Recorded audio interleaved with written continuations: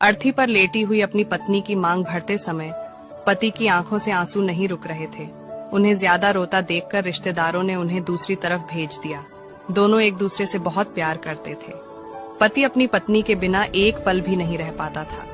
दोनों ने एक साथ जीने मरने की कस्में खाई थीं, लेकिन आज पत्नी पति को अकेला छोड़कर जा चुकी थी। अब सभी पत्नी का शव श्मशान घाट लेकर जा रहे थे और जाते जाते पति अपनी पत्नी के साथ बिताए पलों को याद करके खूब रो रहा था और ये सोचने लगा कि मेरी पत्नी मेरे कदम से कदम मिलाकर साथ चलती थी और आज वह मुझे अकेला छोड़कर कैसे चली गई। उसके बिना मैं अकेला कैसे रहूंगा, पति पत्नी से कहता है। बेटी की शादी कर दी और बेटा भी दूर अपनी पत्नी के साथ रहता है। अब बताओ मैं किसके साथ रहूंगा। तुम्हें तो पता है ना कि मैं तुम्हारे बिना एक पल भी नहीं रह पाता। तुम हमेशा कहती थी मैं सुहागन ही मरना चाहती हूँ और मेरे मरने के बाद मेरी मांग जरूर भरना।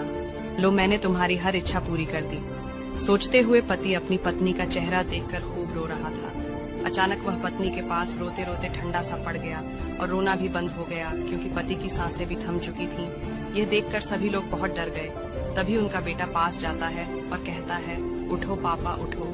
लेकिन जब 5 से 7 बार कहने पर भी नहीं उठे तो उनके बेटे की चीख निकल गई और वह खूब रोने लगा। लेकिन पति तो अपनी पत्नी के पास